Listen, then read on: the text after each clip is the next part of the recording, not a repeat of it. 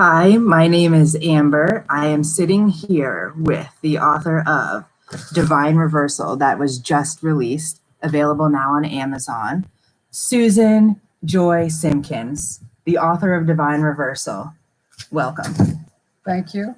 And congratulations, you are now live on Amazon. The book is available. Congratulations. Tell me, what are you feeling? How is it like? What have you done to celebrate this major accomplishment? Well, the launch party was an amazing celebration and seeing everybody there.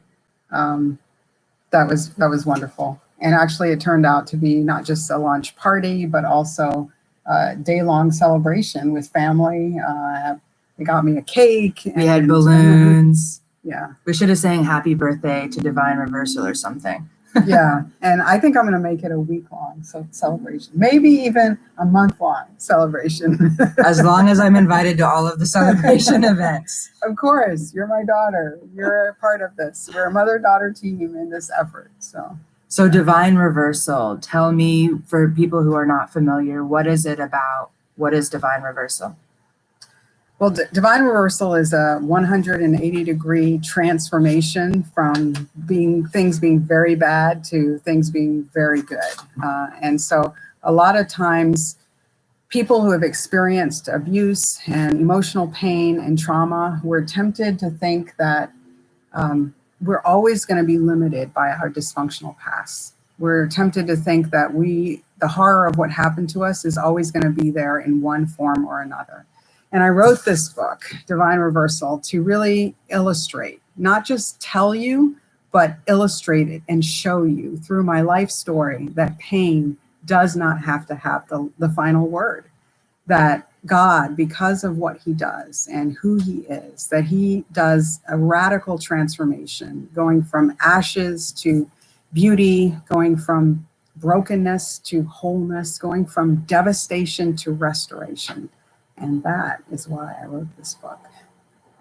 And Divine Reversal, where did that title come from? How did you come up with that title? I was actually having dinner with a good friend of mine, and I mentioned just casually in the course of the conversation, I mentioned that that I think my life reflects divine reversal. And when I said that, she immediately piped up and said, "That's the title of your book." And my editor agreed, and so it stayed. Here we are. Exactly.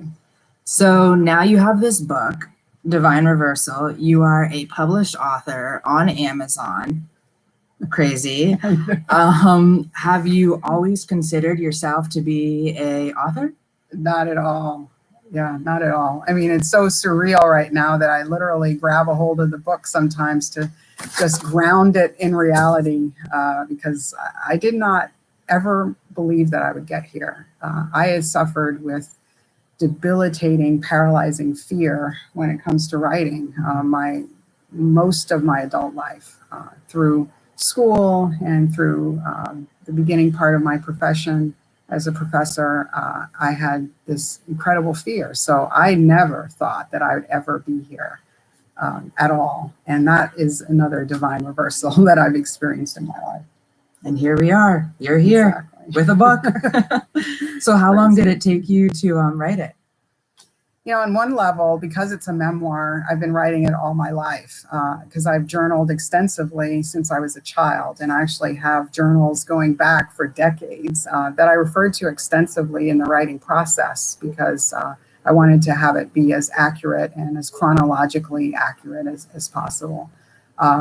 But in terms of the formal writing of it, I started on June 1st of 2015. So it's been a little over 5 years of this whole process of writing, rewriting, editing, and then have it go through the publication process. Mm-hmm. And I remember seeing the first drafts of it. I was, honored that you let me see the first copies of the book. And I know, have read the book myself, and the story is that the things that you talk about in here are extremely personal. I mean, you really don't spare many details in talking about the really traumatic things that you experienced and that happened. And I know in writing this at the beginning, you weren't always so open to sharing what has happened to you and even in your life, because of course it's, very detailed, painful past. So how did you get to that point to here where you literally are published your book, so anyone can read your story. How did you get to this point? Well, as you know, it's been quite the process. And as you know, from one who read the very first draft, I basically said nothing in that first draft. And it's because of you and others that have pushed me to really tell the story and to not sanitize it.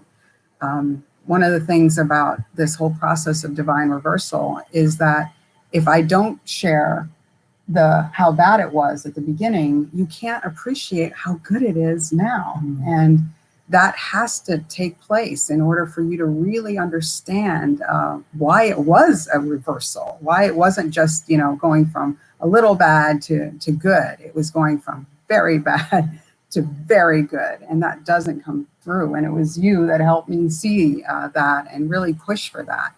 But like you said, I wasn't going to be here. I wasn't going to tell this story. The truth is, I never wanted to tell it. I never wanted to write it. I never wanted to publish it. And I held my cards very closely, because when you've experienced abuse and trauma in your past, sometimes you feel like the only thing you have left is your privacy. So I held that really close.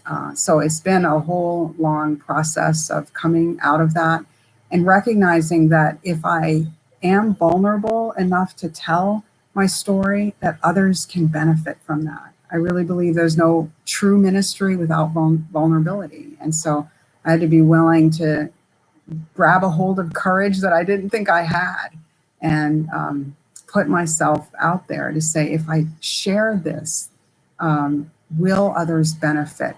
Could others be saved and helped from the things that I've suffered a very long time? Could they come out of it sooner? Could they have it be prevented from happening in the first place if I would come out and share? And if that even happens for one person, it's worth it. So in the end, it's not about me and my privacy and my comfort zone, because none of that's here.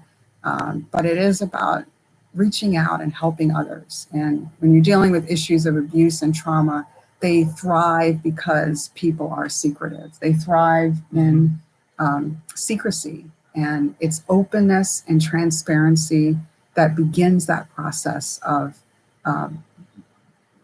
delivering a debilitating blow to the things that have hurt us. Mm-hmm. And as a reader myself, I do just want to thank you as a reader of the book and as my mom, just for your honesty and openness and sharing your story with me, because I know for me personally, it really did open the door to allow me to begin the healing journey, as of course some of your story impacted me. So thank you. A lot of it. So thank you for that. I appreciate that. And I know it wasn't easy, and yeah, it's certainly been a journey, but to think of 5 years now, 5 years ago where we started, and then here we are now, it's just what a huge accomplishment. And it truly is a reversal, and it truly is divine. Absolutely. And again, you were one of the key persons that pushed me, to come out of that place where I wasn't going to tell much of anything, and to really delve down and tell the story, tell it as it happened. Mm-hmm. And as I guess the book too, as we mentioned, it does talk about abuse that happened to you. So I'm curious to know the Me Too movement. How does this book relate to that? I guess when the Me Too movement started, it was probably a little bit after this book. But what are your thoughts on the Me Too movement and this book? Well, this book was not a result of the Me Too movement. It's certainly, the Me Too movement happened during the writing of this book, but it wasn't the impetus of it. I had actually started writing before that. In my humble opinion, the Me Too movement doesn't go far enough, because what I want the message of this book to be is not just Me Too, I'm a survivor of abuse and trauma in my childhood. What I want the message of this book to be is Me Too. I have experienced a reversal from devastating to amazing. Me too. Jesus took the broken shards of my broken heart and he put them back together again. Now that's the Me Too I'm talking about. Yeah, that's awesome. I think, like you mentioned, a lot of times the Me Too movement is about giving people a platform to say what happened to them, which hasn't been there. But now you're coming in saying not only do we have solidarity admitting that it happened to us, but that we've been truly healed and that we are no longer anywhere close to that place that we were when those injustices happened to us. Yeah. So I guess the last question I have is, we've talked a lot about the book, and now that people have possibly read it or are thinking about reading it, what message do you have for readers? What do you want readers to get out of reading your book, Divine Reversal? Well, when I was, in the depths of despair and in the dark nights of the soul and really suffering and wondering whether I'd ever get out of, the devastating places that I've been, of depression and shame and fear and all the repercussions of when you've been abused and you have trauma and PTSD and all of those different things that are a result of what happened in my childhood. I would actually go to a children's book that I read over and over and over. One chapter in particular that I would just go to, because when I felt lost, so lost that I couldn't identify where I was, and nobody would be able to find me. And it gave me hope, reading this children's book, that Jesus knew the longitude and the latitude of where I was, that he could come into the madness of my current state, find me and take me out. Take me out into safety, take me out into places of healing and freedom. And it just gave me that hope. And when I started writing my story, I no longer needed to go to that children's book, because my own story and seeing what God had done for me, it gave me the hope that I needed when I was discouraged and in despair.